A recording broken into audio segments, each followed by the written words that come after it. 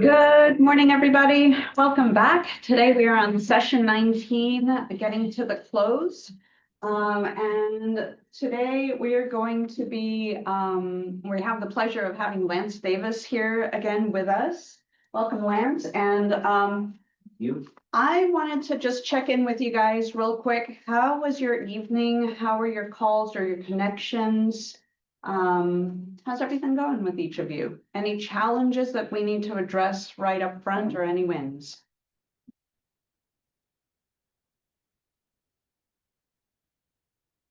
Arian, Cameron, and Kelly? Good morning. Okay, Good morning. well, I had another thrilling night over at the hospital. So I'm being kind of sarcastic, right? But I did make the best of it. I was able to speak to a couple people actually about real estate. So I did that. As far as calls, I didn't get to my calls yesterday. Okay. I know sometimes life happens, so no worries. It will happen when maybe, life settles, but see what you can do to get it going. And I hope your mom's okay. This is your mom, right? Yes, she's been in the hospital a couple months, so this is just like a ongoing thing. So, but thank you. Yes. Yeah. Keep her in prayer. Cameron, how are you doing? I know you're waiting on your license, right? Yes, I'm waiting on that. And I did have a potential client go ahead and reach out to lenders. So that was really nice to hear. So we're moving. Okay, sweet. Kelly, are we still waiting on your license? Is that correct? Yes, I've been in contact with Nancy over Okay. there, and so it should be done by the end Cool. of the week, I would assume. So Okay, super. I'll be sure to follow up on that with Brian and we'll try to keep chiseling away and see what we can do, okay? oh yeah, Awesome. Thank you. yeah. Brian, how you doing? Good. Good? It's kind of all of us. I've made all my contacts. Well, I think I need to up my numbers a little bit. So I've been doing the 10-10-10 or whatever. Yeah, And I got no bites yet. So okay, just holding steady. picker bait, I think. Yeah, it's definitely that. Okay, cool. Well, we're just, Baiting. yeah, they're incubating. That's a great way to put it. All right, so we are going to go ahead and get started. I'm gonna hand it off to Lance and here we go. Do I take that? That's how I This is your, switch pair slides. yep, and I've got this in case you need. Okay. All right, so I guess I need to kind of be looking over there periodically. Yes, And to Brian, okay. All right. I'm gonna apologize up front. I'm not the most techie person, so but I'm gonna do my best to make sure I try to engage the Zoom world people. And we've got a couple people here in person, so quick intro to me. Some of you may remember me a couple weeks back. I taught one of the earlier sessions. And now I'm at the tail end teaching this is the second to the last class, right? yes. Are they finishing today, this Yeah, afternoon? today's last day. So actually, congratulations first. That's a big deal. So I know that Ignite is a lot. There's a lot of stuff, it's like drinking from a fire hydrant. And you're inundated with a lot of new information. And especially those of you that don't have your licenses as you're waiting, it probably is pretty frustrating. I remember back when I was getting my license, they're actually a little more efficient now than they were back then. 'Cause I passed the test, signed all the documents to join the brokerage, and I think I had to wait like 6 weeks. And I had buyers and sellers kind of teed up and I just couldn't do anything. So I know how that is. It's kind of frustrating. So with that said, I'm Lance Davis. I'm the, this is my 20th year selling real estate, and I am the broker out there in Eagle River. I've got a small team, that sell, that sell real estate. My wife's licensed, my business partner is Money Palmer, and her daughter's licensed, and then we have a transaction manager and a full-time office. So we're small and but mighty, I think. So today we're going to be talking about getting to the close. I think that this is one of the more important things in what we do. This is, to me, the closing period, that whole transaction management side of things, to me personally, is where we earn our keep. It's where we have the best opportunity, I think, to get referrals, to ask for business. This is where I think, our clients really see how much we work. And if we do this right, it'll pay out dividends. I think that the whole, like, when you're working with a buyer or a seller in the beginning, your buyer consultation, your listing consultation, those are all good and fine and dandy, but where they really see how much we do and how we are, I think, worth every penny that we earn, it's during this period. Okay, I'm gonna blow through this. Don't call the do not call list, people. Please don't do that. All of this stuff, what is it about copyrighted? Okay, gonna get to. Yeah, Alright. covered it. Yep. Okay. All right, so get to the close. So there's 20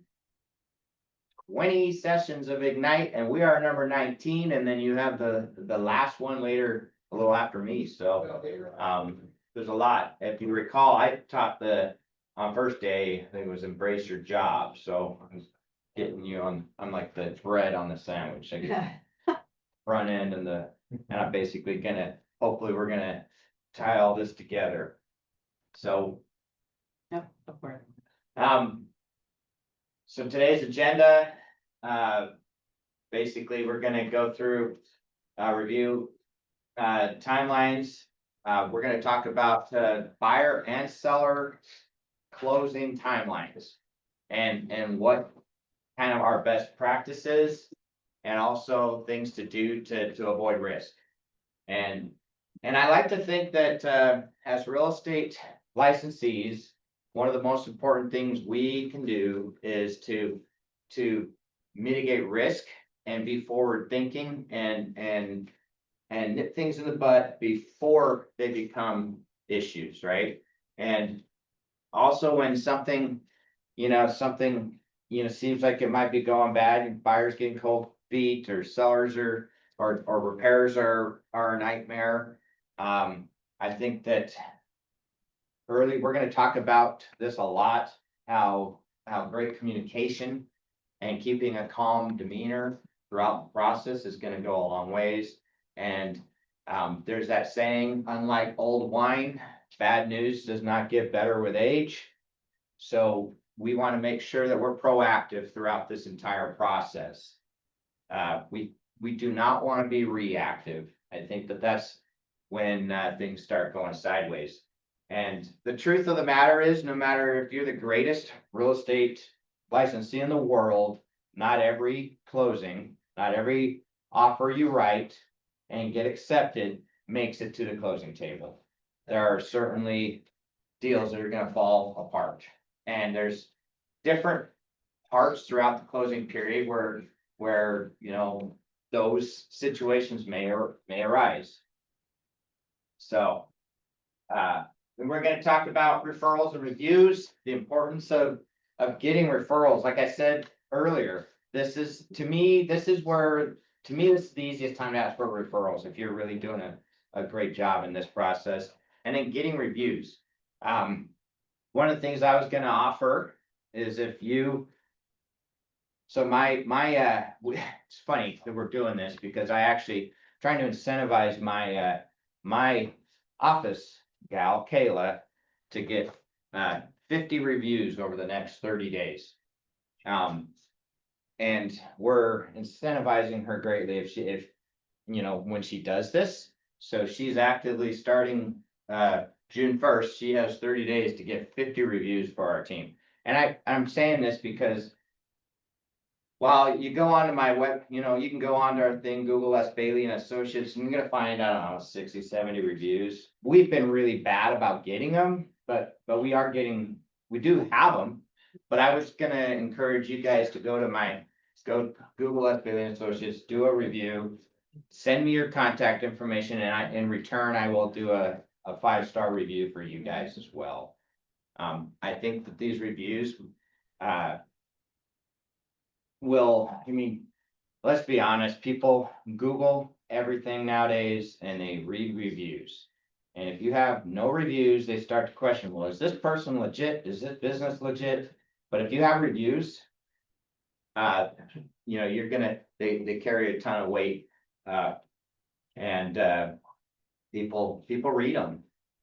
We're gonna do post-close follow-up. How do you stay in touch with these clients after you close with them? What are best practices for that? And then we're gonna recap everything and have ahas, and then of course, I'm assuming this be kind of more Sharon's thing, but your daily success system, we will end on that. So Brian, you mind reading that for us? Yeah, real estate transactions aren't particularly trouble-free. It's a strenuous and trying time that requires all the attention and effort you can command. So Gary Keller said that. So real estate transactions aren't particularly trouble-free. We're dealing with people, folks. And we're dealing with emotions. In generally the largest financial investment people make. So you can imagine that tensions can be high. People are stressed. Moving sucks. So you got to think about it from both sides. If you're a seller, moving just sucks. Packing up everything and having to move into a new place or move across country or whatever it is, even if you're, just relocating in the same city, it's not fun. And then if as a buyer, you're moving too, you got a lot going on, and when there's delays in the closing, that just adds more stress to the entire process. And so that's why I think it's important as realtors that every now and then we buy a house ourselves and we go through that process so we can, be in their shoes and know what it's like. Because like I said, it's just not a fun process. So how can we make it fun? What can we do to help ease that? That's a lot of what we're going to talk about today.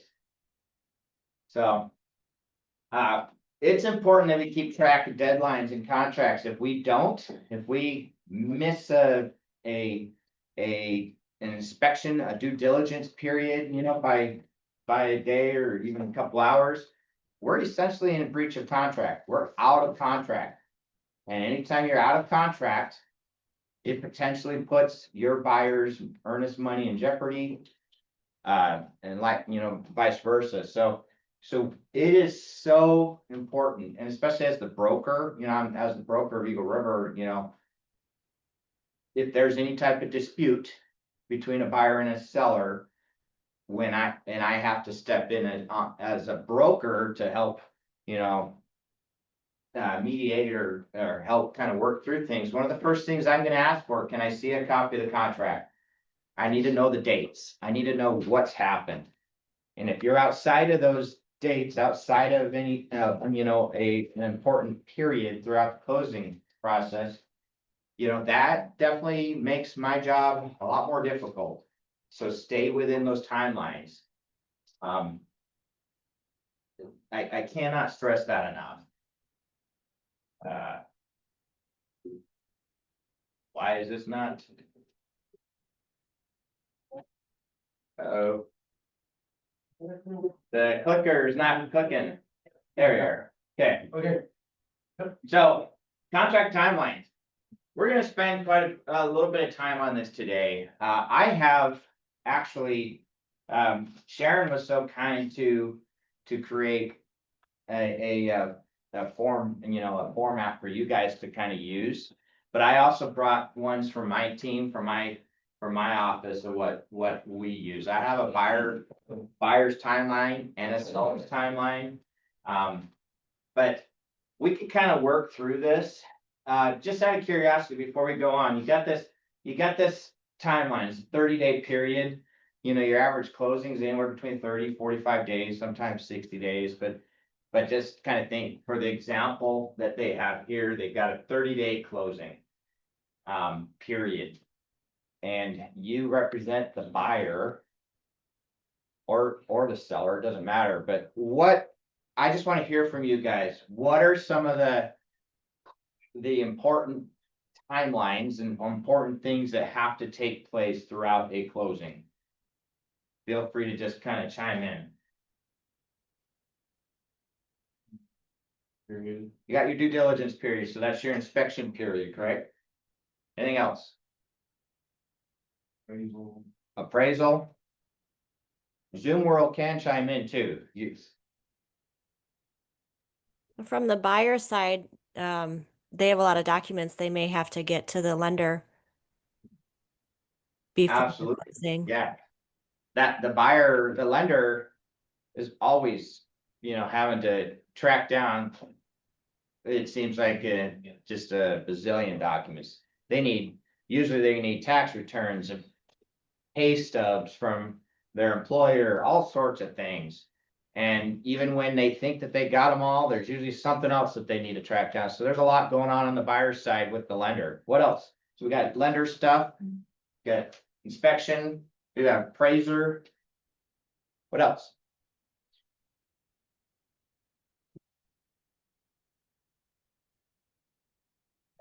Title, right? Got to order title. That's early on. That usually gets opened up first couple of days of this 30-day period. Why do you think that's important to get that opened up early?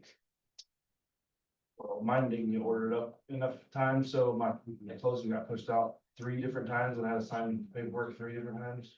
Yeah, I mean, it takes time for them to do it, but the title company has to do a title search. They have to go through and make sure that there's no judgments, liens, or unpaid taxes, unpaid whatever, I mean, alimony, you know, whatever it is, they gotta be able to go through because their job is to ensure that the buyer gets free and clear title, that there's no clouds on title or that could can change things. And if they find clouds, find something on title, those need to be cleared prior to closing. So you want to do that as early as you can on the front end. Also, you know, because if you wait, those things are always going to delay closings. And I don't remember, don't quote me, but I remember that it was like the number one thing that stressed buyers and sellers out more than anything in any real estate transaction was extensions. Oh, yeah. I remember that. It was the number one thing that stressed both buyers. It was the same. Anytime there's an extension to a contract, it's stressful, right? And one of the things too, I'm gonna kind of, when we talk about some of the risk avoidance, some of the things that we could do, there's some things that we can kind of do on the front end as we're setting expectations to make it hopefully feel a little bit less stressful, but anytime there's a change in the closing date, it adds a ton of stress. Imagine the buyer's planning their life around that, the seller's planning their life around that. If the seller's moving out of state and they have movers scheduled, you know, and they don't want to have to make another mortgage payment and you're pushing things out, it creates a lot of stress on the seller side. Likewise for the buyer, you know, they're trying to, oh, I had to give my notice to my current landlord. And now we're looking like we're not gonna be out of the house in time, you know, because we can't close on our purchase. So there's a lot of moving pieces. And so if we can get title open earlier, make sure we can work through title. What else? So you got title. What if you have a house on a well and a septic? Well, a 30-day, well, out here in the valley, it's a lot easier. But if you're within the Anchorage municipality, that well and septic inspection, especially in the muni, takes time, because you got to get that certificate of on-site systems approval, the COSA, that you guys probably have heard about, right? You don't have to have a COSA here in the borough, but you still have to have the well and septic tested, and at those, what if the septic system doesn't pass? What if, the well water comes back, you got a low producing well and you gotta get holding tanks, or what if you've got nitrates, nitrites, bacteria, also, so you gotta get some type of filtration on the water system. I was just gonna say that another problem on the valley is that we encountered a ton last year is if a septic tank is 15 years or older. So like, let's say your leach field fails, right? You gotta replace it, right? But if the tank is 15 years or older, they have to expose that tank, and if there's even a micro pin hole inside that tank, now the tank has to be replaced as well. Yeah. So that's a kind of a new development that I'm also finding is out here in the valley, the 15-year thing. They have to inspect the tank. In Anchorage, it's 30 years. Now, but at 20 years, there's an advisory letter that comes out that basically just says, hey, your tank is 25 years old. It's most likely nearing the end of its useful life. And so it's like, and the only way to if it's a steel tank, I gotta put that caveat, if it's a steel tank. And the reason they do that is they're finding that most of those steel tanks have already started rusting. They're leaking, they have holes, and they have to be inspected. And the only way to inspect them, because they have to, the way that the wording is it has to be inspected all the way around it. Well, you can't just you can't put a scope down there and see that, right? You have to dig it up, basically pull it out of the ground and look at the whole tank. And I have yet to have one dug up that they didn't say was rusting. Or they didn't say needed to be replaced. So pretty much and by that point, spend the extra $1,500 or $2,500, depending on tank size, and just replace it. Sir, what is COSA? COSA stands for Certificate of On-Site Systems Approval. It's the only requirement within the municipality of Anchorage. So any of the properties that you sell within Chukiak, Eagle River, Anchorage, Girdwood, the municipality. It's just basically it's a certificate. It's a documentation that shows, the well and the septic testing results and what they did. It's gonna show the absorption rate on your leach field. It's going to show how many gallons per minute the well produces. It's also gonna show any lab results from the lab on the water quality. It's also gonna show, okay, how many bedrooms the septic is rated for, 3-bedroom, 4-bedroom, whatever. So but that's a separate document, and it costs a lot of money. I tell people on my estimated net sheets within the municipality, you're looking at about 20, it's gone up a little bit, so it's about $2,600 for a full well and septic inspection in the municipality versus just a few $100s to have a well and septic inspection here in the borough, because you don't have that COSA. It's muni stuff. So you as the realtor, you have to order the COSA? We order the well and septic inspection, and the engineers order the COSA after they've done their inspection. So that, yeah, your engineer is the one that will coordinate that, but that COSA in the municipality takes time. But the engineer can do their well and septic inspection, and they submit that. It's taken anywhere between a week to 2 weeks to get that COSA. Yes, you can pay a rush fee and get it in 24 hours, but that rush fee is like another $500. And that's another one of those things that you want to make sure you do it time, because who wants to be paying an extra $500 when they don't have to, if you had just done things, right. What else you got? I can think of at least one other thing that's out there. What if you need to get an as-built survey recertified or, get a survey done on the property? So you need to get a surveyor out there. Additionally, if you do have a septic system fails, that surveyor still has to go back out again and recertify, showing the new septic system location where all the cleanout pipes and everything. So there's a lot that's going on during this closing period, right? Am I missing anything? What else? Can you think of anything else?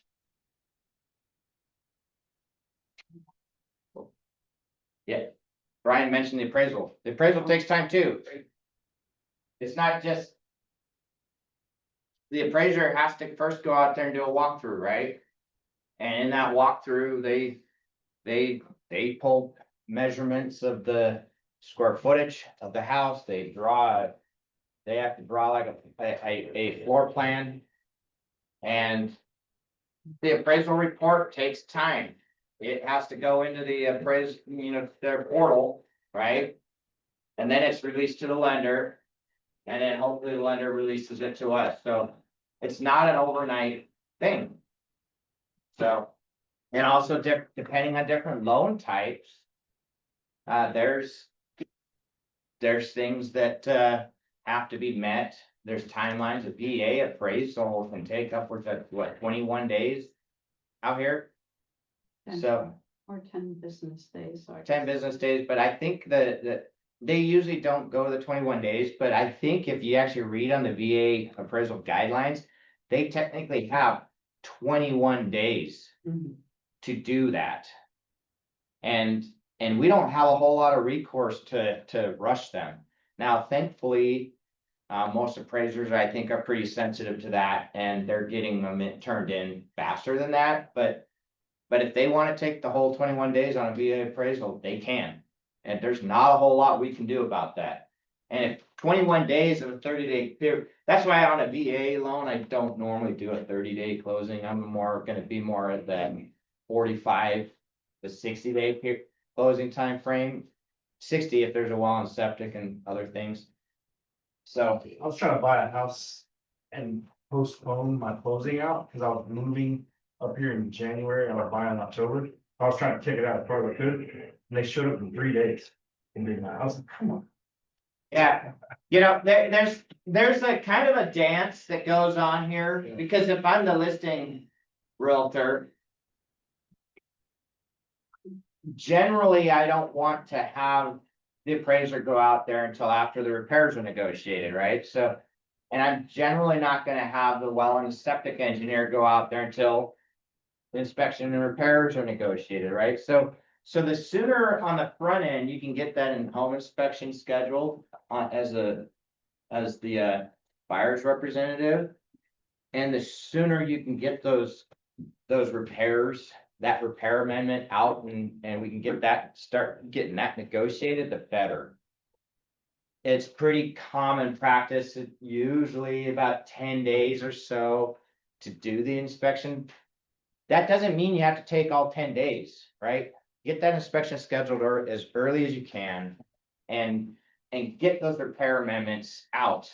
I like to tell my buyers that they're gonna have the home inspection the very next day that they have the home inspection, and we're going to ask for repairs, usually that same day or the next day. I want to get that out as soon as possible.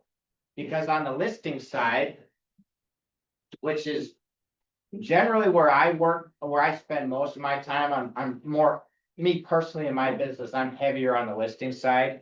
I'm not ordering all these other things to happen yet, because that's hard money that my seller has going out. The moment I order that well and septic inspection, while that septic engineer, will wait to get paid out at closing. What happens if I order the appraisal or order well and septic or order as-built survey, get that surveyor out there prior to the repairs being negotiated, and then we can't negotiate repairs and the deal falls through? Well, my seller has contractors that they owe money to, right? Now, generally with good communication, you can usually get that stuff pushed out a little bit. Nice thing about well and septic inspections, you've got several months, they're still good for, is within the community, they're still good, but you may have to get a new COSA, but the actual well and septic stuff usually good for a few months. So we've been talking about. So as you see, there's a lot of hands, a lot of things happening. And it's our job, like we're, you know, as the realtor, we, you know, it's like we're the music conductor. We have to conduct all of these moving parts. And it can get chaotic at times, not gonna lie. I used to say, it's like we're herding cats. We're herding Herding. cats. We are herding cats constantly. And especially on the list side, and you've got to get a handyman out there, you got to get, you know, an electrician out there, and you got to get a plumbing and heating contractor out there.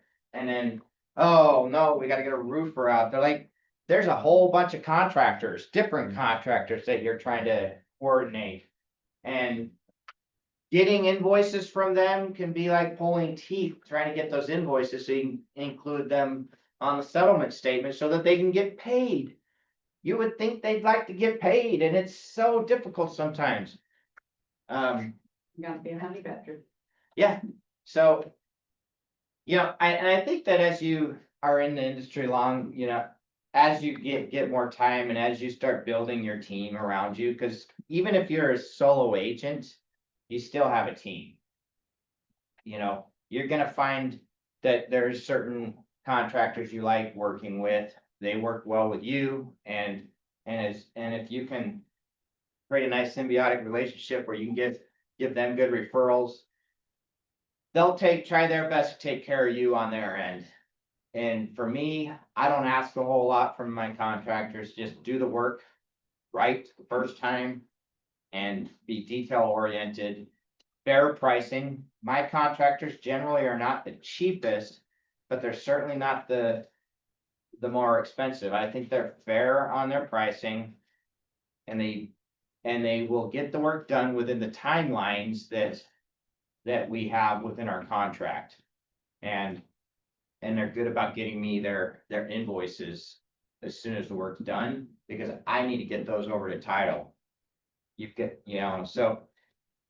Like I said, my standards for contractors are not super high, but I do have contractors that I know and trust that I've been working with for years, and they do their best to take care of me and in return, they know I'm taking care of them by sending them business, you know. All right, timeline. Can I go to, what, we want to show yours and mine, or just? Go through yours. Okay, so before I do, did you email them all this? Maybe you should. So Sharon's gonna email you. She was so kind to put together, I honestly think it's a really great thing she did for you guys. It's a contract to close timeline. And on her, she has buyer and seller side, so they're side by side. So I'd encourage, she's gonna email it to you, and I would encourage you guys to look at this. And you know, use it. I also brought in my stuff that I use within my team. You'll find it's very similar to what she did. It's just, for me, it's just been internal, and I know my stuff, because it's part of my buyer consultation as well as my listing consultation. I do as much as I can on the front end to explain the process, right? I think that, you know, we do this every day. We know what the closing, what a real estate transaction consists of, you know, because it's what we do every day. However, our buyers and sellers, it's very likely they only do this every 7, 8, 9, 10 years. You know, and so, and there's things change, right? When I first got my license 20 years ago, there's things that we do now that we did not do 20 years ago, right? Because codes or rules have changed, and so we have to, so just because you've got a client that sold 5 houses in their lifetime does not mean that it's gonna be the same. This transaction is gonna be the same as it was, 15 years ago when they sold their last house. Okay. So I have here, am I able to scroll on this? or- You tell me what. Okay. So basically what I have here is some of the inserts of what I have in my buyer and seller packets. I have these folders that for buyers, they get to, so I have the AREC obviously and things, and it's, and then I have a little bit about me and my team on this side and reviews and everything. And then on this side, if I'm showing a specific property, I have access to a Area Pro that puts out a really nice report on the property. But I have my buyer's timeline in here that I'm gonna go over with you, as well as, document from the title company as to why why they should use a real estate professional. And so I have that on the buy side. And then on the listing side, again, this side's about me and my team and who we are, has reviews. And then on this other side, the first couple of pages I'm gonna go through are my internal stuff that when I'm doing that initial walkthrough, I'm making notes. And then I had a seller's timeline, as well as, an additional document I'm gonna go over here shortly. And again, I also show them what showing time is and what that is, so they are prepared for it. So this first sheet, anything that I'm sharing with you, just I'm gonna tell you, you can rip off and duplicate it. You could, I probably have a editable format for you if you want me to send it to you, or you can create your own.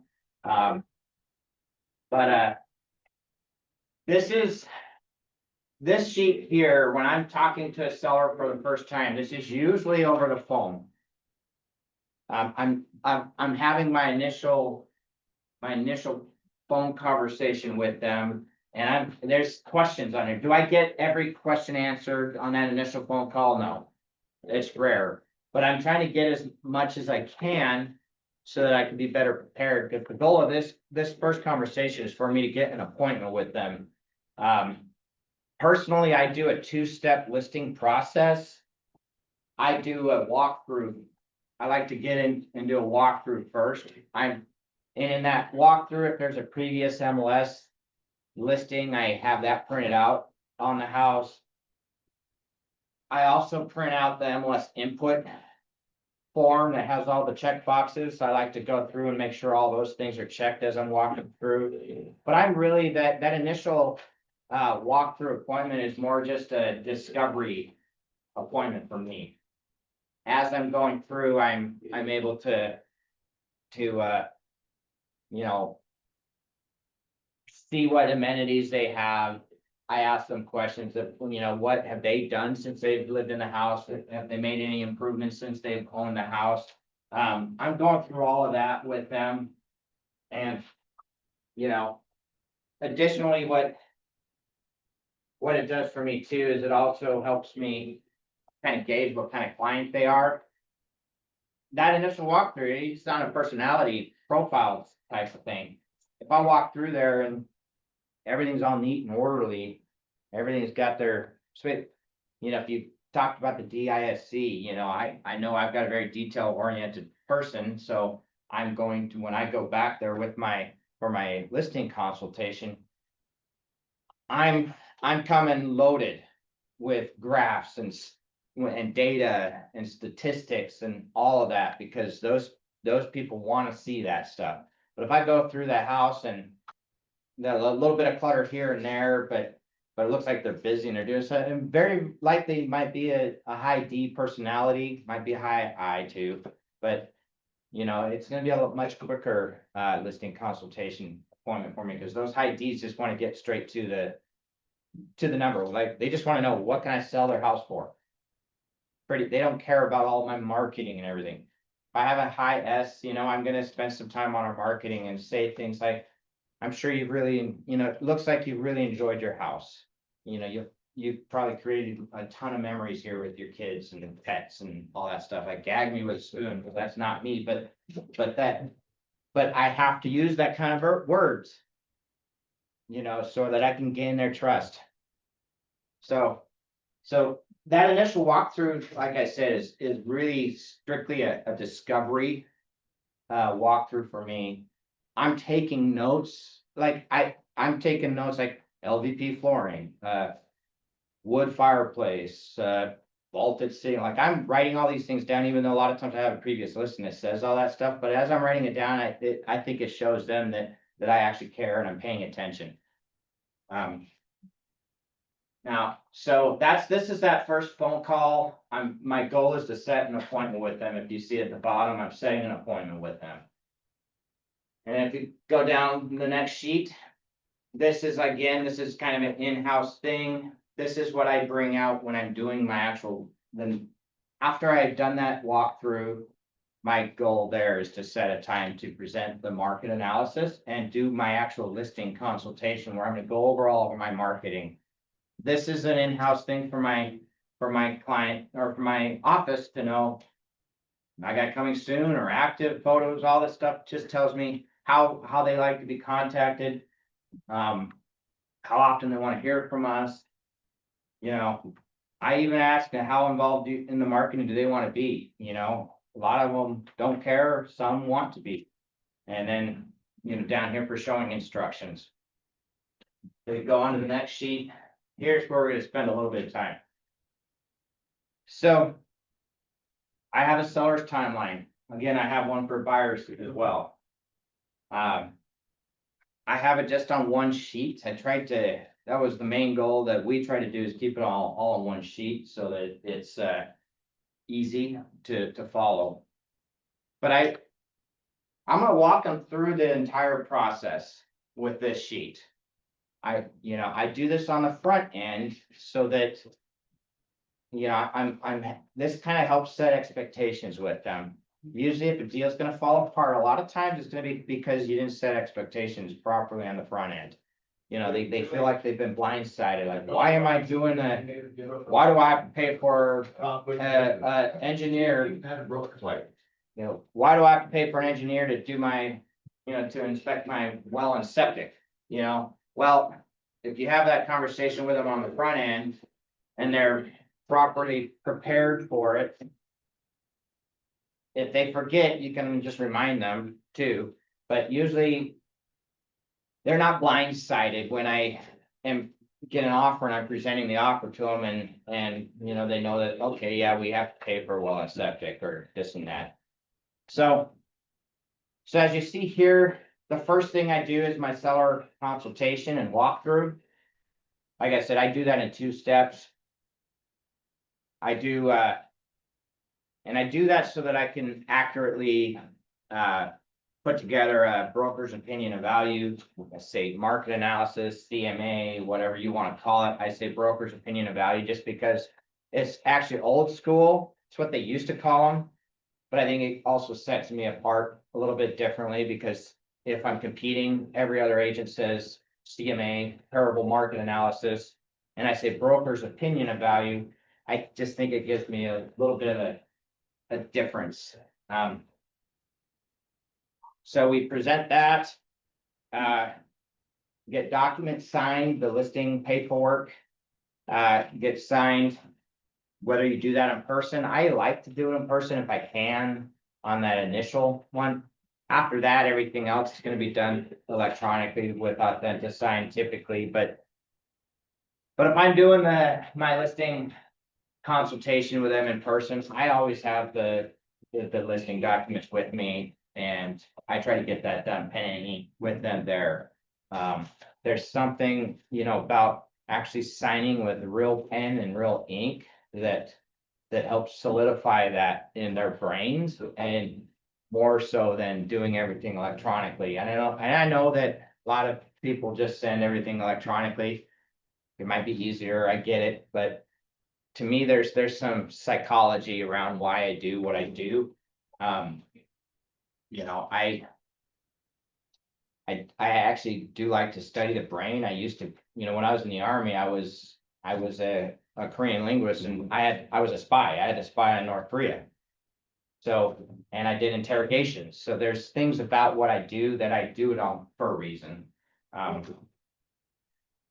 So after the documents are signed, you know, I know with listings, sometimes the seller's not ready, right? A lot of times I'm just getting them signed with the dates as a TBD.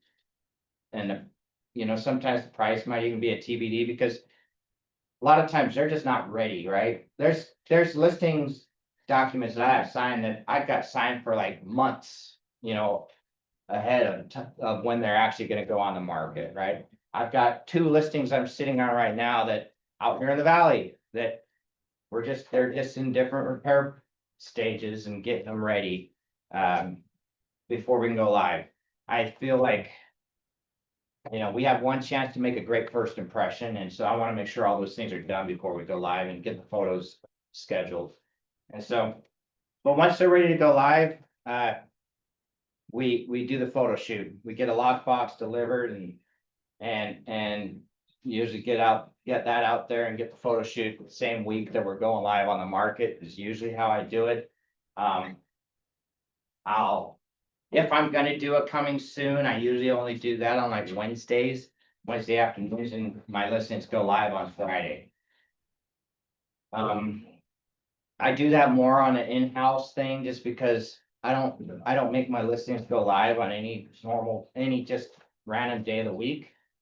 On the back end of my website, I know when people are looking, so my listings will either go live Wednesday, Thursday, Friday. Ideally, if we're gonna do it coming soon, it's gonna be coming soon Wednesday, live Friday morning. I'm getting far in the weeds on that, but then after the photo shoot and it goes live or coming soon, it just depends. I don't always do it coming soon on all my listings. You're active. Okay.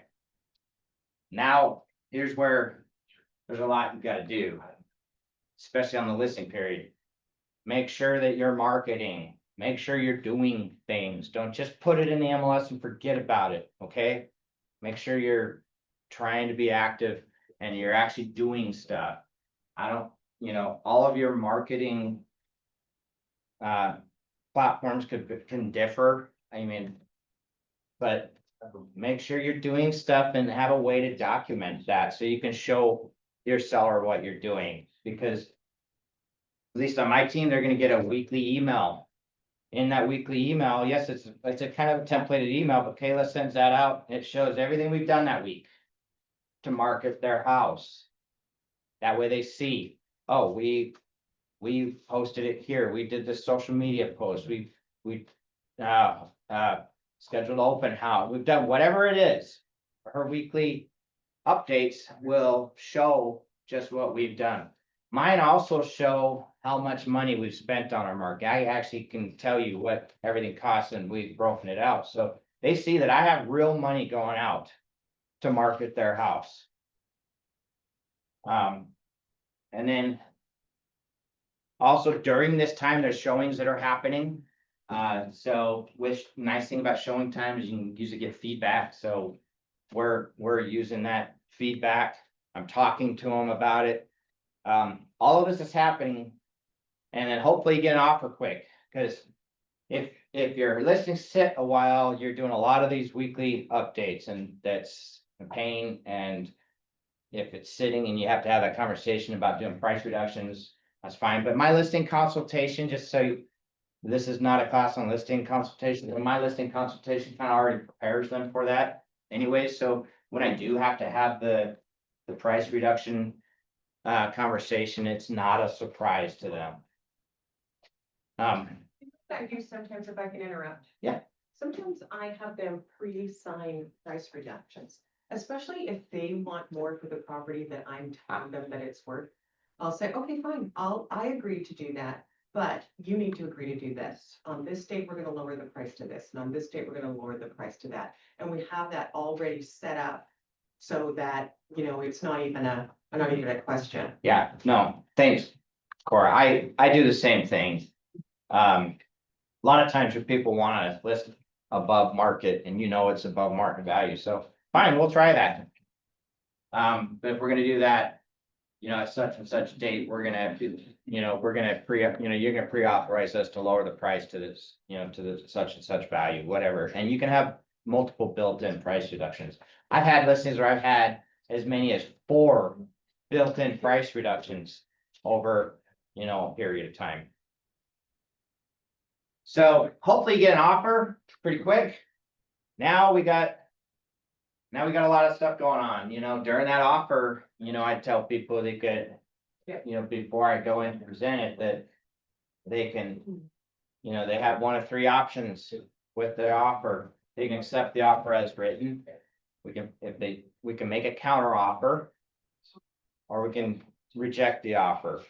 I usually do not suggest we reject any offer, at least if you're working with me, you're always gonna get a counter offer typically. I can think of one time where I've just flat out rejected an offer, but there was reason behind it.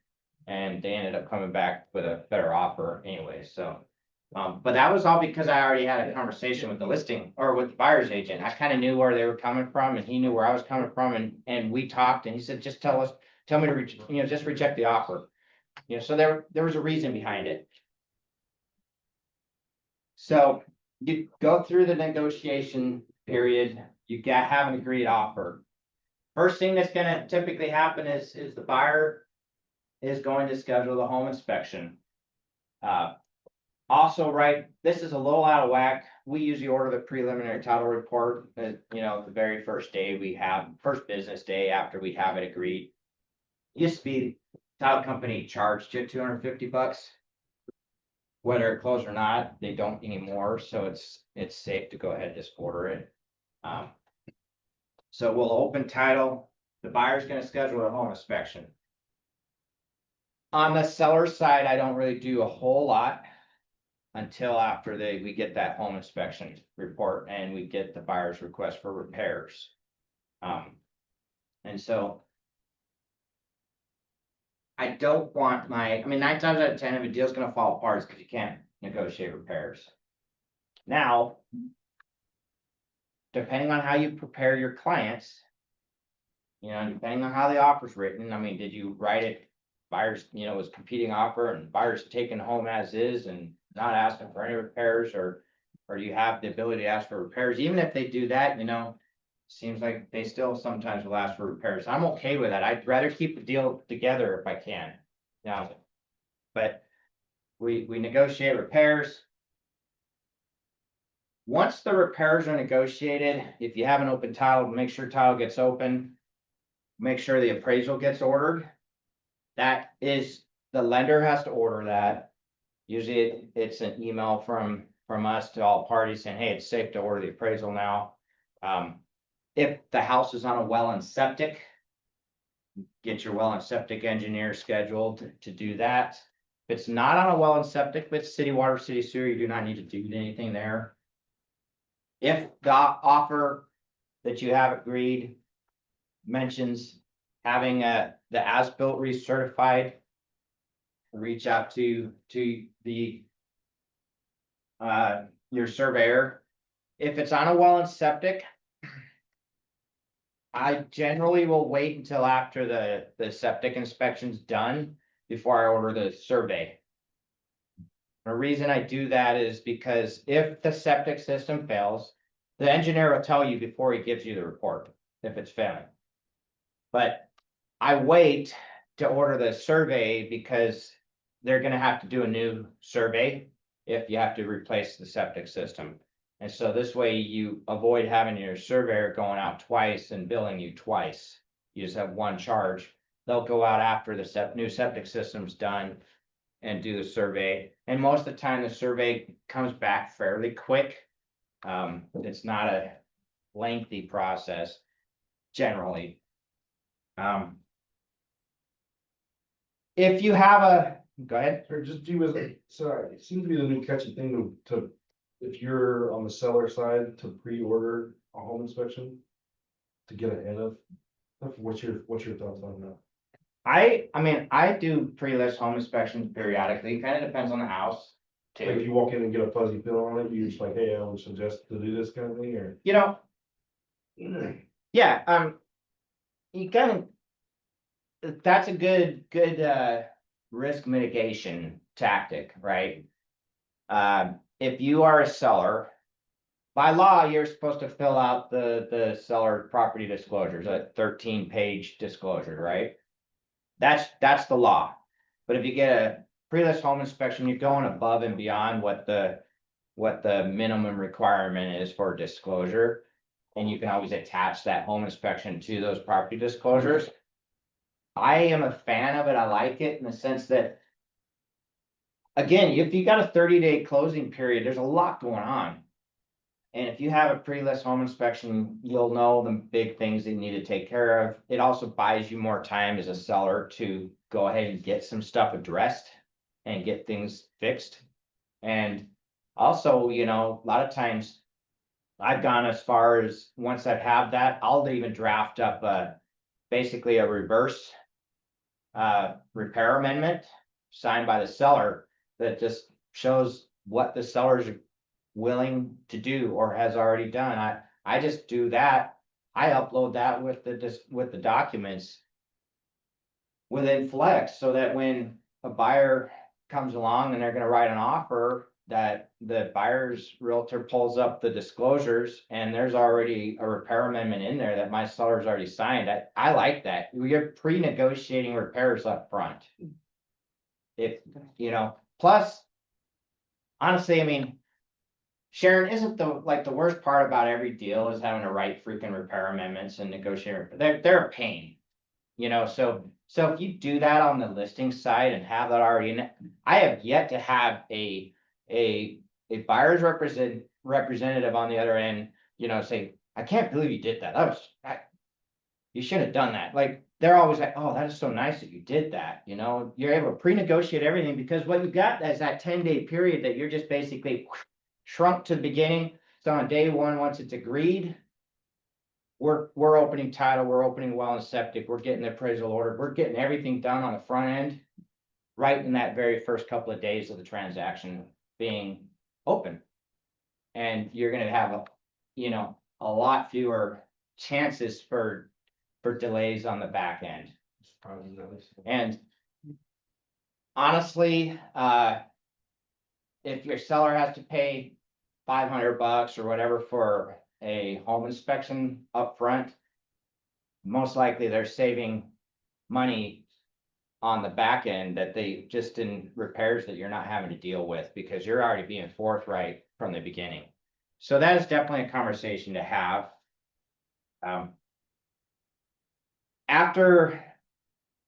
But if you have now the next thing is the order resale certificate. We didn't cover that. When do you have to have a resale certificate?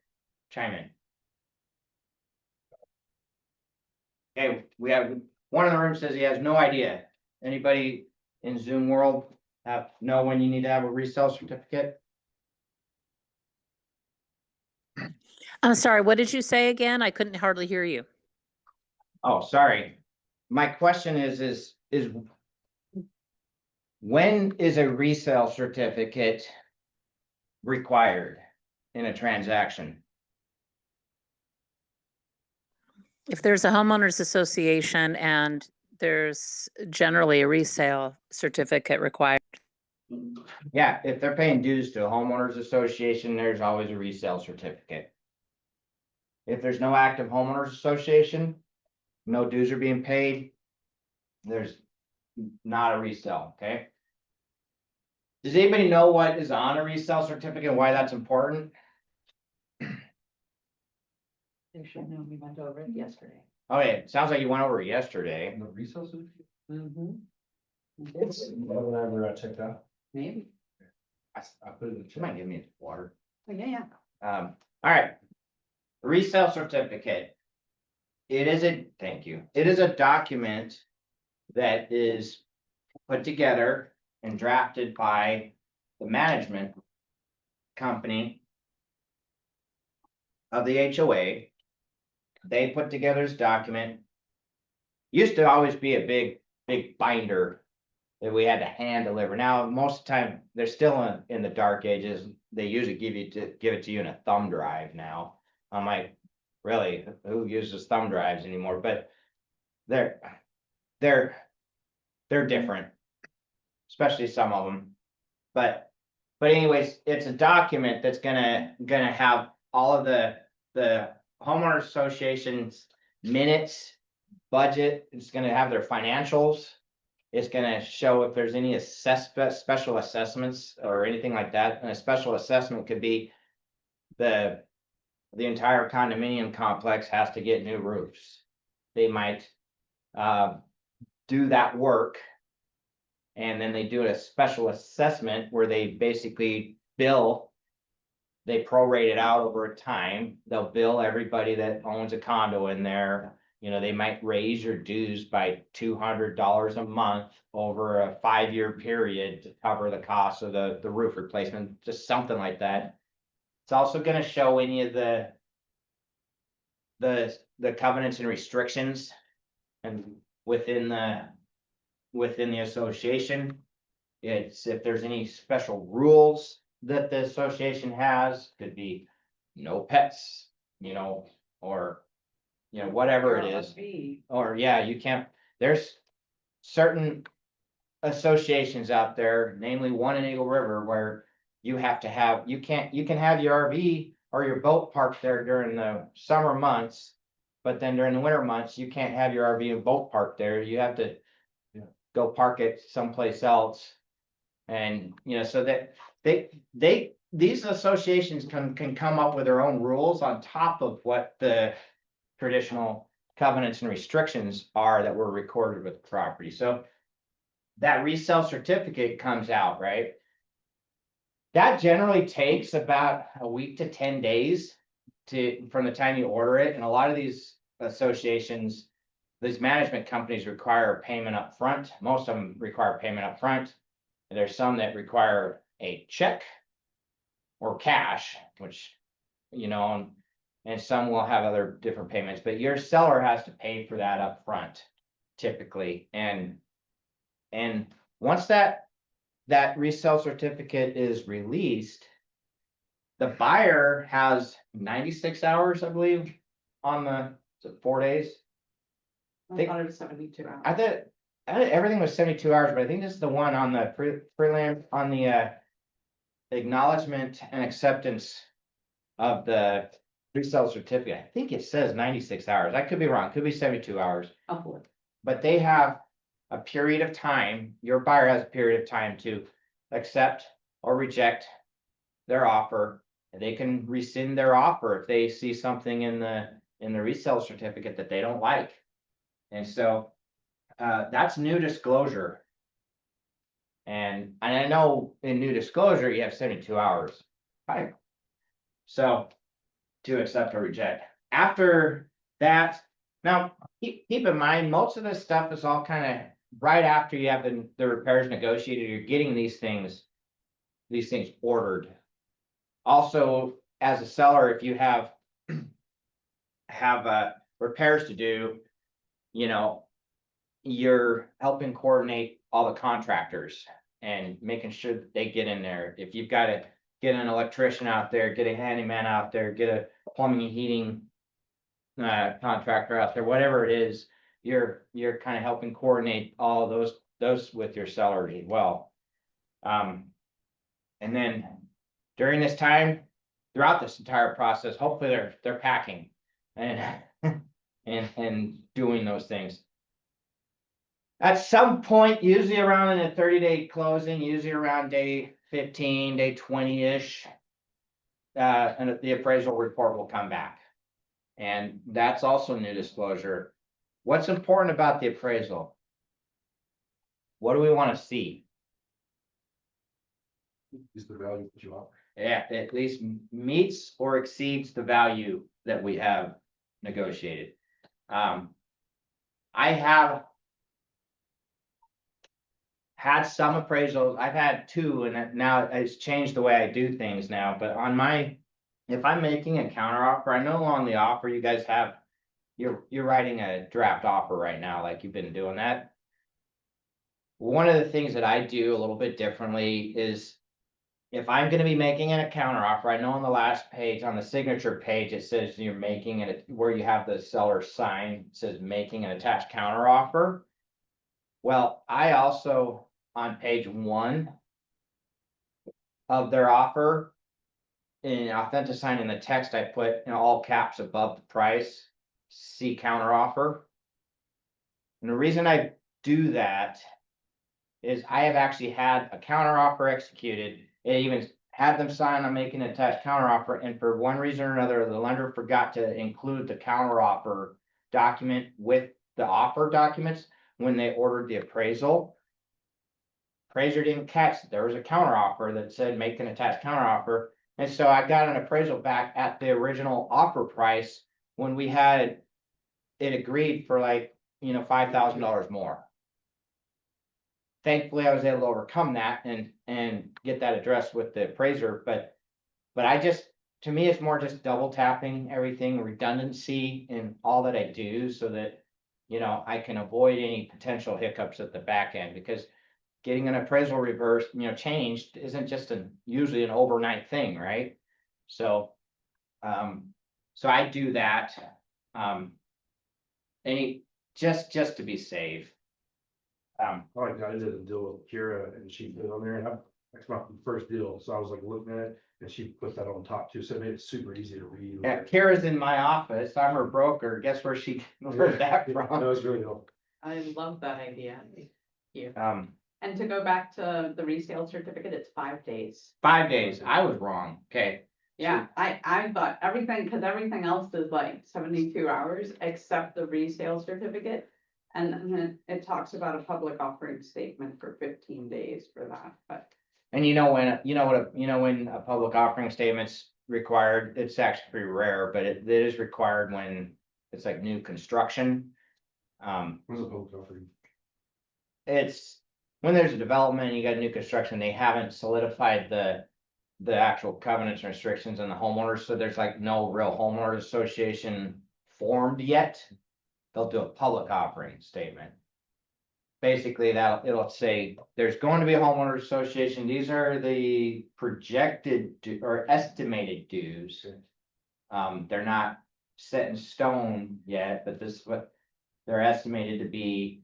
And it's, so like I said, it's only really in new construction if there's gonna be an active homeowner association when that subdivision is completed. But it acts as the same thing, kind of as your resale certificate, public offering. I knew that a resale certificate had a different timeline than the 72 hours that's on everything else for. Basically, any new disclosure, you get 72 hours, right? But as we learn now, you have 5 days for to accept or reject any of the findings in your resale certificate. Yeah, it is under contract, so so I'm gonna say this loud for those of you on Zoom, the resale certificate / public offering statement acknowledgement is found in Flex MLS. And this is an absolutely must, so when we went over the contract yesterday, we talked about documents required by law. And the resale certificate is required by law. And ideally, you want to be able to present this as soon as possible, early on, get it ordered as soon as you're under contract. Otherwise, they can potentially terminate towards the end of the transaction, and that's not really cool. So, be aware, ask questions. Your questions when you're going under contract or listing a home is always to find out if there's a homeowners association, so it's on your radar, so you can go ahead and start to order the resale certificate.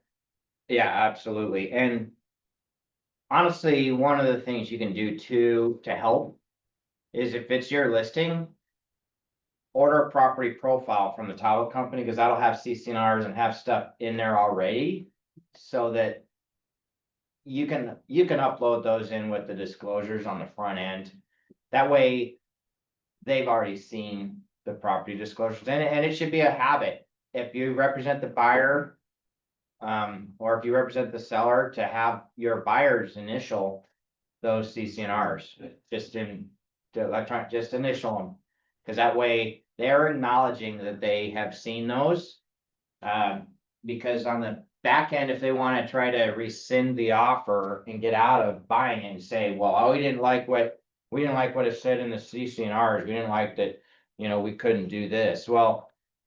They already saw that, hopefully, in theory, on the front end, so you have a little bit of ammunition to go back to them on. I know that she just stepped out, but after the appraisal comes back, if you scroll a little bit, Oh, sorry. then you got, you're getting there towards the end where you can maybe start to think about scheduling your closing, the signing, and also do your final walkthrough. This is also a time too, if after repairs are done, sometimes this should have been earlier, but once repairs are done, a lot of times the buyer wants to have a re-inspection, then they may choose to hire that same inspector that did their home inspection to go back out to the house and inspect the repairs that were performed. They're not doing a full-blown home inspection again. They're only there to inspect what you have agreed to do. And that's a reduced cost at $150 to $250 for the home inspector to go back out there and do a re-inspection. So that may happen at some point. Usually if you're representing the buyer, you're gonna want to do a final walkthrough with the buyer. The point of the final walkthrough is to just make sure, that the house is, there's no, a lot of times after somebody moves their beds and couches and everything out of the house, all of a sudden there's a whole bunch of stuff that shows up, it presents itself. And you just want to make sure it's clean and make sure the items that you negotiated on the repairs are done. You also want to make sure that, that everything's in kind of in working order and it's what you thought you were getting. And then you're gonna schedule your signing. The signing is not the recording date, right? You guys all are aware of when do we record up here? Yes. Next business day. So if it's a Friday, we don't record until Monday. And that's if everyone's in state, right? If you have an out-of-state seller or out-of-state buyer, that's usually gonna be a 2 to 3 day window because they got to FedEx overnight documents up here. And sometimes weird, but sometimes Alaska doesn't have true FedEx overnight. So sometimes, may put out, but the signing is not the day you get the keys. You don't get keys to the property until you actually get word that from the title company, from the recorder's office that's recorded. And that's a lot, but that's the seller timeline. You want to go. I include this in my seller's one, just, this is from First American Title as to why you should use a real estate professional. I also include the showing time. I go through this so they know exactly what to expect with showing time with my sellers. This is something new that they, this is how showings are requested, right? And I want my seller to know what to expect. And I walk them through the showing time platform so that they're familiar with it, so that they know to expect to receive text messages saying that Sharon Shaw has requested, showing time to show your house tomorrow between 3 and 4 p.m. and they need to approve that showing or reject it or whatever, but they, and then also that's how we get feedback too from there. So I go over showing time with them. And then this last sheet that I give to sellers, this is something that I started doing a few years ago. So we as real estate licensees are no longer allowed to say great neighborhood, great schools and all that stuff, right? somebody got sued somewhere and we can't say certain things. But you as the homeowner can. So this is my workaround. So plus the way I present this, so basically this is the kind of page 1 of the property disclosures in my mind. This is uploaded right with the property disclosures. This is the first page they see.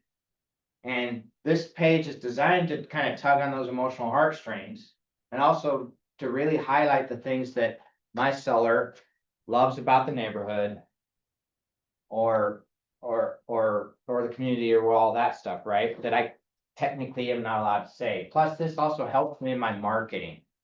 Because one of the questions on here, what do you think might be the best title line, opening words for a marketing ad or flyer? A lot of times my sellers have better, they're more creative, have better wording than I could ever come up with. You know, what is it that you believe will make a buyer want to buy your home? There's certain things on here that help us, and we kind of try to tailor our marketing around a lot of this. This came about because years ago I had a seller that was actually a published poet. Like, she had books with her poetry published and was famous. She actually lived out here in Palmer. And she wrote this property description of her property that was the single best description I've ever seen, right? And when she sent it to me, I'm like, can I use that, please? And she said, yeah, I did it for you. I mean, and so that kind of spurned this idea that, you know, maybe we can include our sellers in the marketing a little bit too. And they've always appreciated this, so I include that. So moving on, I think we get to our buyer stuff. Again, just like my seller one, I use this one. Usually this is my initial phone conversation, or if it's a in-person appointment, I'm going through and filling as much of this blue document out as possible. I'm trying to really kind of figure out what is their real motivation for buying. What are they looking for? What are their needs? What are their wants? What are their desires? And I really go through this. And it's really the LP Mama written out. It's LP Mama, it really Yeah. is. Yeah, It's location, location, price, motivation, mortgage. agent. I have a mortgage. buyer's meeting tomorrow. Appointment. Where can I get this sheet? Say again? I have a buyer's meeting tomorrow. Where? No, I just emailed it to you. You did, okay, sweet. Yeah, so you guys have been doing the LP Mama? We talked about LP Mama. Okay, several well, times.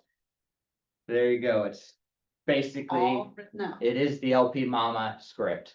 And if you notice, my seller one is Seller one is, basically kind of almost the same. It's not really, but really for the buyer, location, price, motivation, mortgage, and appointment. Isn't that LP Mama? yeah. So there you go. There's your LP Mama right on one document. You're welcome, I guess. It's great. So now we have the buyer's timeline. There's gonna be some similarities. Most of it, I'm not gonna spend a whole lot of time on this because I just spent a ton of time on the seller timeline. And a lot of it bleeds over and is pretty much the same. I just include this in my buyer consultation so they have this, but we walk them right through this too. What to expect during a closing period when they're buying their house. From their lender pre-qualification. A couple things that's a little bit different is, I talk about, earnest money a little bit and, what to expect during the buyer home search process when you write an offer. Yeah, in my consultation, we talk about, this, you gotta get earnest money, all that stuff. I also tell them to, don't go financing anything else until they close. I don't care if they intend to buy a brand new truck or a new boat, just wait till after closing on the house. Because I was on the list side and we had a buyer, we were like 3 days before closing, and all of a sudden we get word that the buyer did not qualify to close on the house because they had gone out and financed a brand new truck. And through all of their debt to income ratios out of whack, and no matter how the lender ran the numbers, they just couldn't qualify to buy the house. We had to terminate. Thankfully, because of that, you know, my seller got all of their earnest money. I think there was like $5,000 earnest money. Because of the fact that they didn't qualify to buy the house due to a circumstance that they did, it was their fault. We got their earnest money, okay? So, you know, you have to make sure you educate your buyers and remind them, you know, throughout the process sometimes, just wait. It's a 30-day, 45-day period, right? 60 days tops that they can wait to get that brand new vehicle or whatever. Just like I said, after closing, if they want to go do that, I don't care. But during the closing period, they should avoid making any big purchases like that. On the topic of earnest money, yesterday we covered, also what's important is who's in control of the earnest money. And, is it your practice? I'm just curious, is it your practice to do non-refundable earnest money? Or would you have an opinion on? It's a case by case basis. It really depends. So the question was, is it my practice to make earnest money non-refundable? There are times where to me it makes sense. Most of the time I don't. Now, some examples of times where it might make sense is, say you've got somebody that wants to do early occupancy, and you know, you threw everything and they're gonna, and you know, I'm not a fan of early occupancy. Let me just put that out there. I try everything I can to avoid it. But every now and then, you might have an early occupancy situation that makes sense, right? And that's kind of your last option. Well, I can tell you that if anybody's gonna take early occupancy on my listings, the earnest money is going to become non-refundable. Sometimes it's going to be increased if it's a low earnest money too. Say, we're gonna double the earnest money or whatever it might be and make that non-refundable. And better practice is just have it released to the seller immediately. Because if the earnest money is there still, even though it says non-refundable on the contract, if it went to court, there's still kind of a gray area there. But if you just release it to the seller, it's out of play completely. But you know, that might be a situation where I do require that it become non-refundable. You know, but I do know that it's, you know, a couple years ago when we were having all these multiple offer situations, some of the offers, they just wrote it in, earnest money non-refundable. I mean, as a listing side, I like that. But on the buyer side, I'm kind of putting my buyer in a little bit of jeopardy there, right? Is that necessarily something you have to do? I think there's other ways we can structure our contracts so that you don't put your buyer's hard money in jeopardy, right? So personally, I don't usually write that. I'd rather do, you know, appraisal gap guarantees, that kind of stuff, versus just forfeiting earnest money right out the gate. But you know, I have a client that I just closed. We had $30,000 earnest money and they were fine making it non-refundable. But he's a surgeon. 30,000 to him is like a quarter of what he makes every month. So to him, it was fine. He was okay doing it. And it was one of the things that we kind of had to do to get, it was over $1 million property, and there were 6 offers on the table. So we were trying to do everything we could to win the offer. And to him, he was okay with it, right? It's not a big deal for him to if he had to forfeit 30,000 when he has buku money. So, Cool. Thank you. so anyways, you can kind of read this. Like I said, I don't want to belabor this too much. As going through, we've got. Again, I think some of the important things throughout this whole process is to be asking for referrals. We're gonna cover that. Why don't you go on to the next slide? Let's start blowing through these slides. I spent more time on this because honestly, this is really the meat and potatoes of what we're supposed to be covering. I also, when I was a new agent, I also appreciated when other experienced agents shared what they actually do. And so like I said, I included this. You guys you have my permission to, as they say, RD, rip off and duplicate any of my stuff. Just reach out to me. I'm more than happy. I'm an open book. I'm more than happy to share anything that we do. So we'll go, let me see, where's I should be able to click from here. So we just built out the buyer timeline. Like I said, I'm gonna blow through these next slides because I basically just covered it all in what we're doing here. But this is kind of a sample timeline. You know, we've covered this stuff. Again, I can't stress enough, communication. I mentioned, unlike old wine, bad news does not get better with age. There are times that a text message is not the best way to communicate. If you have not so savory news to share, I don't think a text message is the way to do it, or I don't think an email is the way to do it. I get that you feel like you're kind of deflecting that and you're trying to avoid confrontation, but an actual phone call or face-to-face is the way to present stuff. Reason being is if you're calm and collected and have solutions and ways to overcome whatever it is that you're dealing with, you can do that better over a phone call or in person because they're going to see that you're calm and collected. They cannot see that in a text or an email. And more deals will blow up because some party gets worked up on one side.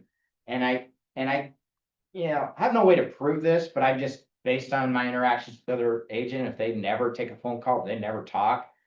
I'm guessing that's how they communicate with their clients too. And I've seen deals get blown up because of just that. You know, emotions are high during this whole process. And so staying calm, cool and collected, cool as a cucumber. Documentation points, again, every one of these things I'm just talking about how it's important to stay on top of all your timelines and the proper way to present things. All of these things to me is an opportunity to keep building rapport with your client. And the more you do this, the more proactive and involved in the process you are with your client, the more you're going to solidify that relationship with them and truly earn that 5-star review at the end of the day and get that rating band for life, right? Okay. We've talked about who all is involved in a transaction. Like I said, we've covered there's tons of people involved in the transaction.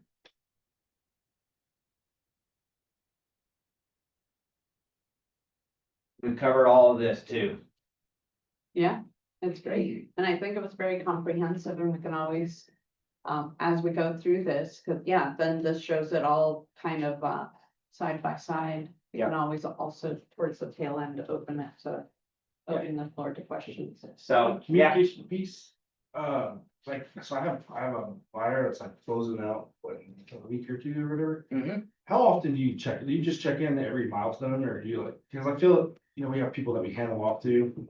And then I feel like I'm neglecting people, so I don't check in every so often or whatever. What is your like, you have like a couple days or you just checking at milestones or what's your flavor?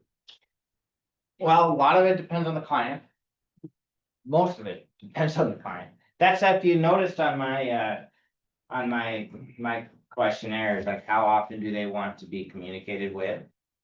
I upfront get permission and know how they want to be communicated with and how often they want to be communicated with, but certainly every milestone for sure. Well, a lot of times, even if there's nothing really new to report, just that phone conversation or that quick text message, say, hey, everything's going fine. Just as you know, we're just waiting on the appraisal report at this time.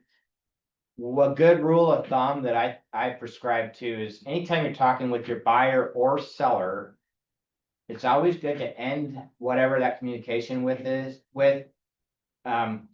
what they should be expecting next. Okay, so you know, whatever it is, I always try to end that conversation with, you know, the next thing we're waiting on, the next thing to expect is this, is such and such. And we expect that in such and such time, or we're going to get that order as soon as, you know, we've got these repaired. Like, you just want to keep letting them know what is next. Because in their heads, that's what some of these people will get so worked up in their heads and stress out about everything, right? And so we have to be that conduit that helps to de-stress them, and the best way to do that is so they know what is happening, right? So. Can I add to that? Yep. I just wanna add that because people get in their heads, and if it's too quiet, then what's happening and what are you doing for me? So my practice and has been, so yes, always talk to them about like whatever milestone, even if it happens in the middle of the week. And always set the expectation from the very beginning of the transaction that we will be connecting every Friday. Every Friday, I will be contacting you and we'll talk about what's happened this week and what's moving forward. So we'll be talking weekly, if not more frequently. Because I want them to know, even though we've talked about like maybe septic results during the week. And maybe I have no news by Friday, but hey, just a reminder, yep, we've already covered this. I've touched base with the lender. And we're just waiting on this. Do you have any questions for me? How are you doing? And then this is what's happening next. So exactly that. Something I didn't do, I was just like, hey, any questions you got for me, you know, check it out, but I didn't get the milestone, so I like. Yeah, and the other thing too, you know, to kind of piggyback off of what Sharon's saying is, my father-in-law used to always say, people don't like to be treated like mushrooms. They don't want to be kept in the dark and fed crap. Okay, so let's not treat our clients like mushrooms. Let's over communicate with them. Let's be present. I mean, it's not rocket science. We just need to be present in the transaction and present in their lives. And communication is key. You know, we know that I mean, for years, surveys after survey after survey has always said, what was the thing that they were least happy with their real estate agent? Even though we know that, what is it, 80% will use the same agent that they used before, right? But overwhelmingly, they said that, you know, they felt like their agent didn't communicate with them enough during the transaction. So these are times to do that. And the more opportunities, the more times you communicate with them are opportunities to be asking for future business, referrals. Who are your friends and colleagues, your family that need to buy a home, sell a home, or invest in real estate that I should be talking to today? If you're doing a good job on this process, you're creating that wow experience. This is your time to get referrals. Not so much a year, 2, 3, 4 years down the road. Yes, you do want to try to get those referrals, but they're in it, they're living it. And if you're making the experience, you know, somewhat easy and joyful for them, they will be more likely to refer to you at that time. What am I supposed to do something with this? ahas.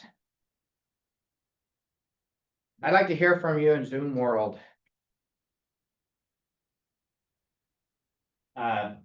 Anything going on in your heads there? Any ahas, I'm just, comments, questions? some things that you do that I wish my realtor had done with me when we moved back up here. So I'll definitely want to implement that stuff going forward. Thank you. Anything that I do is I've learned the hard way. Let's just put that out there. I've learned a lot of trial and error, and I like to share these things to you because I want you to not have to learn the hard way. And we're a small community, and so if you're having a better relationship with your clients on your end, and I'm on the other side of that transaction, it's going to be an easier transaction. So to me, it's a win-win all around the more we share. Oh, okay. Best practices and risk avoidance. We've been talking about this. I seriously think I covered most of it. I had already gone through the whole thing. I'm like, all right, I could cover most of that Yeah. just by going through my own stuff. Perfect. But again, where is a deal at risk of falling apart? No. This is at all times, but there's certain points in the process where they're more likely. I think in the repairs negotiations, a lot of times I think realtors, their own egos get in the way of things and will kill more deals than anything. And what do I mean by that? Well, say you get a home inspection and it is maybe not a pretty home inspection, and there's just, you know, several pages of you know, repairs on that summary sheet. Well, in my mind, anything and everything can be fixed, right? And the way we present that is crucial. If you go to, is there a difference between if you go to your client and say, man, we got this home inspection report, it is awful. There's 3 pages of repairs. I mean, it is terrible inspection report. We should just, you know, either terminate or just ask for everything to be repaired. And if they won't do everything on this report, then let's just kill the deal. Versus maybe an alternative approach. Hey, we've got this home inspection report. It may seem long to you, but in reality, it's a lot of the same stuff I see all the time in home inspection reports, specifically homes, you know, that of this age, you know, or, you know, so you lessen the blow by, you know, we see these things all the time and everything can be fixed. So out of curiosity, you know, after you've had a chance to look at it, what on this report do you feel is most important to be addressed? And then let them talk, right? Don't interject your own thoughts and opinion on that home inspection report. Let the buyer speak and give their thoughts, because depending on the buyer, you got some buyers that like to do repairs. They like to do the home improvement stuff. And sometimes if they plan on remodeling an entire room, it doesn't make sense to do some of the repairs because those repairs are going to be done when they do the remodel.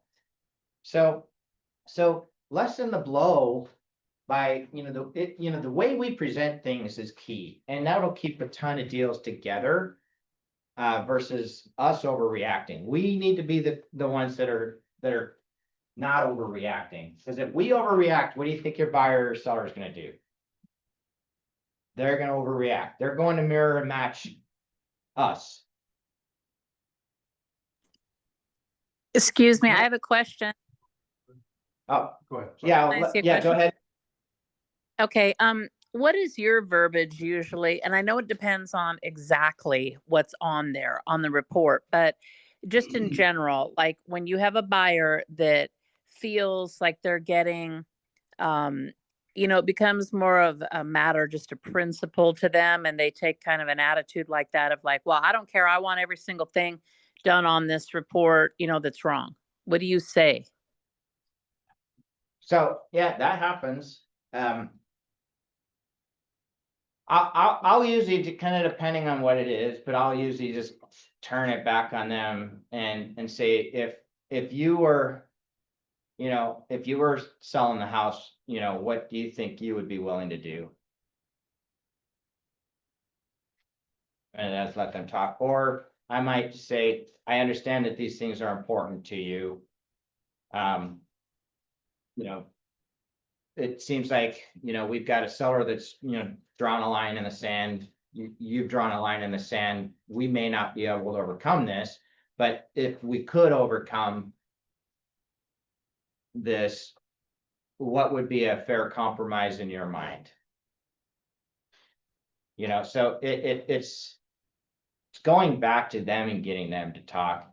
A lot of times you can get them off of that cliff and get them to, you know, back off of it a little bit and then come up with something different. But yeah, you know, sometimes they do, they feel like that should be that they should get everything. And honestly, it's very rare that you can get everything on the home inspection report.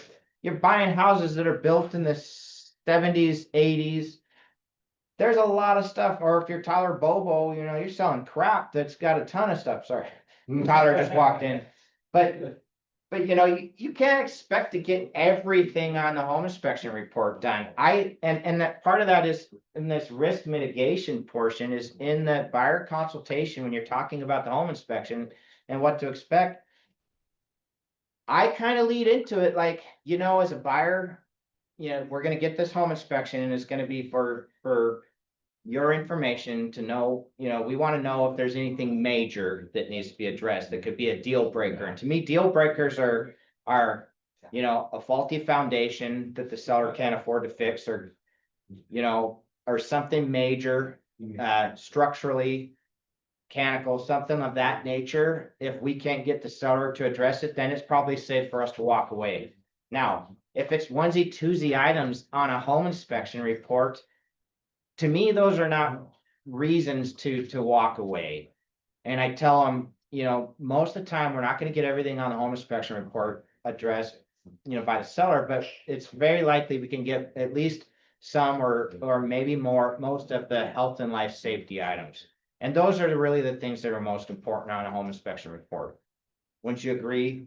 And so it's how you, it's basically how you tee them up prior to the inspection, so that when they get that inspection report, they're not just shocked and completely freaked out. Two, I think a good home inspector, some home inspectors, it depends on how they deliver how they do their, I will tell you, there's inspectors that I'm like, I cringe, because I just know their interactions with the clients and how they talk about the things too, you know, so I like to try to make sure I have inspectors that I know and trust that aren't gonna get my buyers all worked up over things, right? So. And you had a question? Yeah, well, mine's a little bit before this. So I've had one realtor, I'm not gonna say the name, but they've had 3 different houses that I was gonna go show. And all 3 were like, well, I don't know how you're gonna, so like you go into MLS to schedule your showing, and I'll like schedule in for like 3 o'clock, which is what worked for the buyer. And then the person would be like, I don't know how you're gonna submit an offer by 5, because I'm taking them over at the day at 5. It would be like different days, like some days will be like a Tuesday, some days will be Friday. Like trying to debo us into like doing an offer like right away. And so how do you present that to your client? Because obviously it was my first couple times, so I was like, hey, this is what they're saying. And so, you know, if you still want to see it, we'll go look at it and show you and jump through hoops. But if you, I don't want you to get deboed into something, so we just dropped the house. Yeah. Completely. Did you talk to that? Yeah, so realtor I ahead of talked to the time? realtor, well, so I would schedule the appointment. And then they would reach out to me, like, I don't know how you're gonna get in there before 5 o'clock, so I'm taking the offers over. And I was like, do you think your seller will wait for us? Like, if you know, we go look at the house, we like it, you know, we can submit an offer like later tonight, and then we'll be there to talk in the morning. No. Yeah. So, So- I don't know if you could hear that, but you know, the question was, is how do you deal with an agent that, you know, you've got a buyer that wants to see a house that, and they can only see it around 3, and then you schedule it in showing time for 3 p.m. and then you get a message from the listing realtor saying that, well, I don't know how that's gonna work. I don't know how you'll get an offer into me before 5 p.m. because that's when we're accepting, that's when we're stopping, you know, we're not gonna accept any more offers after. So I think a lot of that has to do with, you know, I tend to try to reach out to the listing realtor before I schedule a showing time to see if they have any other offers already on the table. I also try to just find out what I can from them, if I can have a phone conversation, what's important to them, you know, whatever, before I schedule that showing time, because I'll kind of, usually they'll tell you, you know, yeah, we have 4 offers on the table and I'm presenting today at 5, and, you know, if you want to see it, you need to get in earlier than 3. So. You know, Is it normal for people to do that? Cause that's the same person 3 times. sounds like it's normal for them. And, you know, that everybody has the right to do business how they choose, but is that, you know, my question too is that what their sellers are wanting? You know, you gotta do what your seller wants, right? So I don't know. It's hard, you know, not knowing the agent and not knowing what's going on there, but, you know, typically we're a fiduciary, right? And we have to try to think about what's in our seller's best interest. And would you agree that it might be in their best interest to get an additional offer? Right, especially when you tell me you have multiple. So- Yes. I And would- If it's past the deadline, at least my practice is like, get it in, Yeah, get it in. Get I'm the offer. presenting at this because who knows, that offer could be Yeah. a winner. and so I would, before just spouting something to you, I would first talk to my client. Say, hey, I know we're gonna be presenting offers at 5 today, but we've got this other showing going on. They want to see it at 3. Are you okay waiting? And if they say yes, then go show it, submit an offer. If they say no, then that's what I'm gonna tell you. You know, so I'm not a hard line on any of that, right? I'm gonna try to do what my client wants. Again, we are fiduciaries. It's amazing how all this stuff's just getting covered. Referrals, again. Always be asking for referrals and it should seem natural. There's times that I think throughout the process that it seems natural. Getting client reviews, again. I will put out there that if you go onto my Les Bailey and Associates page and do a referral or do a review, I will return the favor and do a review for you. Just ask.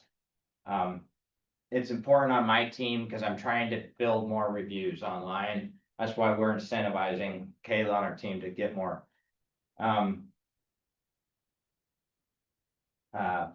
Again, all throughout the transaction, every time you talk to your client, there's an opportunity to be getting more business, and it shouldn't seem unnatural. Like if it does, then you're doing it wrong. And it's also easy if you're doing your job and you're doing all those things that I showed you today. They're going to feel like, oh yes, you're the best agent in the world. I want to make sure everybody I know works with you, right? That's the goal. If you're doing a crappy job on this whole transaction portion, it's gonna be uncomfortable to ask for business and ask for referrals. Again, we're back to ahas. Post-close follow-up. I want to talk on this for a little bit. You guys all use Command. Have you talked about the 36 touches and all that stuff? Okay. All I can say there is try to think about your client and how can you personalize these touches to them individually. And there's ways to do that isn't a lot of work. Me personally, part of our 36 touch for every buyer that closes on the house is they're going to get a month, one of the touches every month is my CRM, I'm not in command, but my CRM does a market report for, like a market area report forms, doesn't shows kind of what's new in the area, it does geolocates around their house and shows every house that's on the market and what's happening, and they get that every month. And I tell you that that's probably the one report of all of our touches, that's the one that our clients like the most. And so that's one of the 36 touches. So to me, that's once a month, so that's 12 touches of my 36. So the rest are pretty easy to fill in when you have some holidays and stuff in there. It's not rocket science. It's not difficult to build out a 36 touch. And there's tons of templates out there in Command and all of those, so use them. All right. Yeah. We're at the end and it is 11:26. Anything, comments, or add? I have an open house. If anybody wants to do an open house in Eagle River, I have one that's available. You can do either Saturday or Sunday or during the week. If anybody wants to, just let me know. Your hours you choose. Excellent. That's a great opportunity, guys. We've gone through open houses, and so definitely something to jump on. Lance, does anyone have any questions for Lance before we wrap this session up? No? Okay. So good. Nobody had any questions. Wow. Man, you guys are good, but maybe all the questions were asked during the fact. All right. Well, I appreciate your guys' time. And Thank you. Sharon's gonna take over from here. I will.